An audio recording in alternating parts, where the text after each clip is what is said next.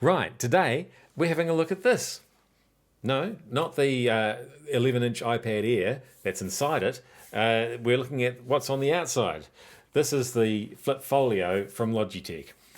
As you would expect from Logitech, it's a very nicely manufactured accessory. It was sort of a soft touch, although it doesn't seem to pick up greasy fingerprints and things like other similar feeling materials do, which is nice. And it's certainly doing a good job of keeping the iPad Air in there well protected. So that means 11-inch iPad Air, 11-inch iPad Pro. There's also a larger version for the 13-inch models of those devices as well.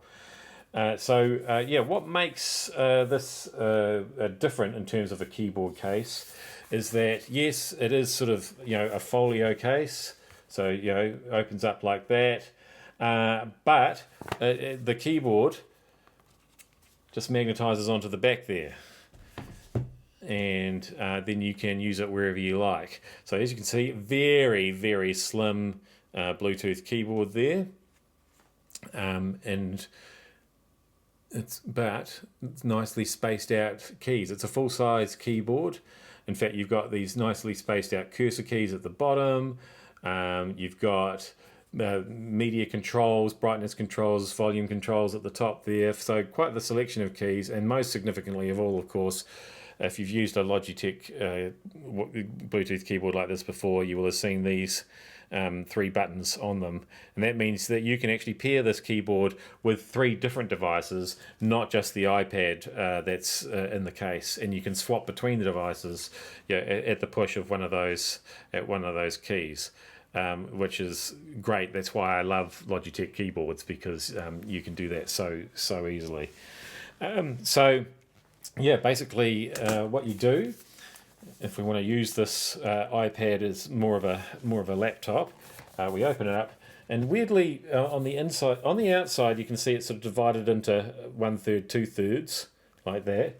On the inside, it's just got this mysterious crease. And that does worry me a little bit, that over time, whether the outer material there is going to wear or whatever. But yeah, there's no sign of that happening so far. But I was a little bit confused as how to do this when I first got this device, because I had it open like this, and I thought, I think that's supposed to bend down, but it doesn't look like it's going to bend down. But then it does bend down, and it can bend into place like that. So if I just show you that there on the desk, that becomes the stand for the iPad. And then you can use the keyboard like that.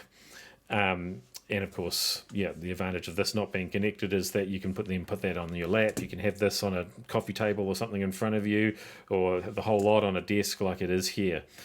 So that's quite a different way of doing things. You've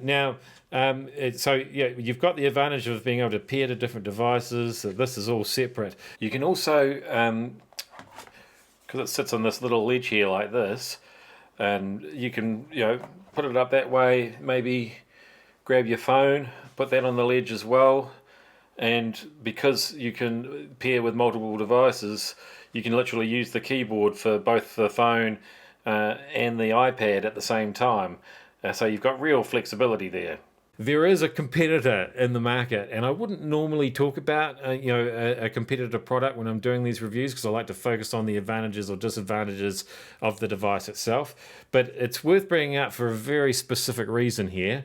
The competitor product, I suppose you could say, is this. This is the Magic Keyboard case, which they've got more versions of this year, Apple. Because we've got devices like the 11-inch iPad Pro and the 13-inch iPad Air.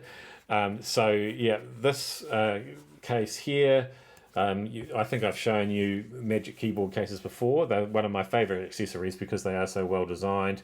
So in a similar way, that bends out like that. The iPad goes on there, it sort of hovers above the keyboard, and of course you get the advantage of having this trackpad as well. The other advantage to this accessory is that it brings you an extra USB-C port. So that'll charge the keyboard case, it'll charge the iPad, and then you can still use the iPad's USB-C port for data storage or data transfer or something like that as well. So yeah, obviously the Logitech Flip Folio, it doesn't have that charging port because strangely the keyboard is not rechargeable. It has 4 button batteries in it. So, which is kind of is it a good thing or a bad thing? There's the little drawer that pops out there with those 4 batteries in, and they will last you a very long time, and a year or two, believe it or not. Obviously, I haven't used that long to test that out, but I've got no reason to disbelieve Logitech's hype behind that.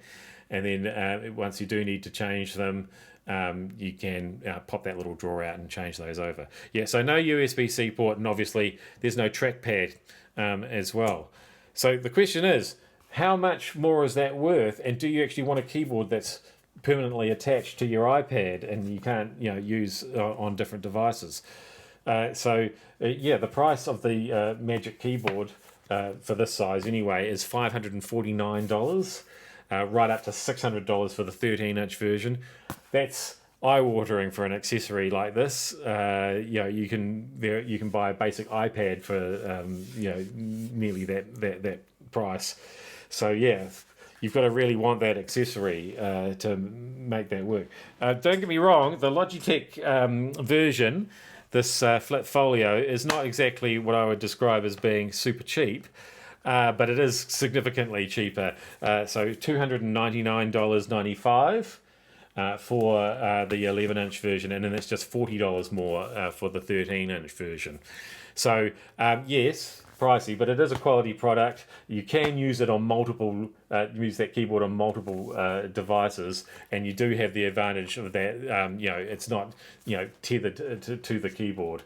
So yeah, and it's hundreds of dollars cheaper than Apple's version. So I guess we've got to say, hey, Logitech, thanks for at least giving us an alternative.